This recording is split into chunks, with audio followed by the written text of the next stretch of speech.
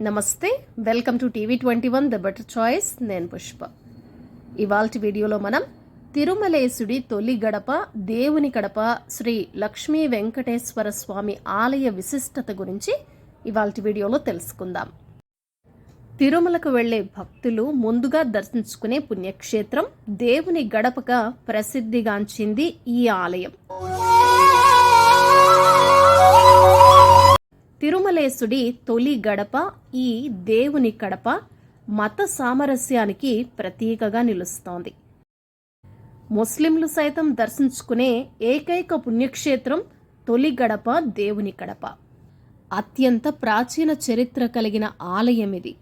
పూర్వం తిరుమల వెళ్లే భక్తులు ముందుగా కడపలో వెలసిన శ్రీ లక్ష్మీ వెంకటేశ్వర స్వామి ఆలయంలో స్వామిని దర్శించుకోవటం ఆనవాయితీగా వస్తోందట. ఇప్పటికీ కూడా ఈ ఆనవాయితీ కొనసాగుతోంది. కృపాచార్యుల వారు స్వయంగా శ్రీవారిని ప్రతిష్ఠించడంతో కృపావతి నగరంగా, కాలక్రమంలో కుడపగా, ఆ తర్వాత కడపగా రూపాంతరం చెందింది.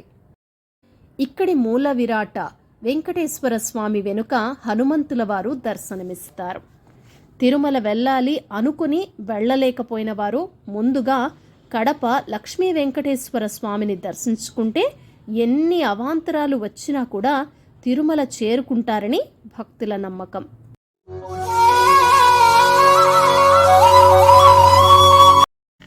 అందుకే కడపలో తిరుమల తొలి గడప అయిన వెంకటేశ్వర స్వామిని దర్శించుకుంటారు. ఈ క్షేత్రంలో అత్యంత ప్రత్యేకమైన విషయం ఏమిటి అంటే, ఉగాది రోజు ముస్లింలు అమ్మవారికి సారె సమర్పిస్తారు. బీబీ నాంచారమ్మను తమ ఆడపడుచుగా భావిస్తారు.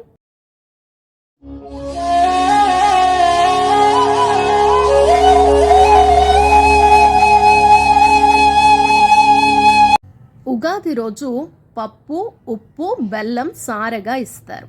వెంకటేశ్వర స్వామి వారిని బావగా భావిస్తారు.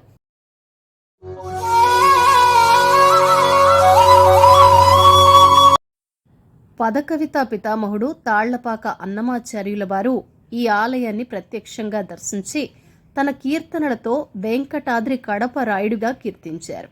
తొలి గడప శ్రీ లక్ష్మీ వెంకటేశ్వర స్వామి ఆలయాన్ని దర్శిస్తే ఎలాంటి అవాంతరాలు కలగకుండా కోరుకున్న కోరికలు నెరవేరుతాయట.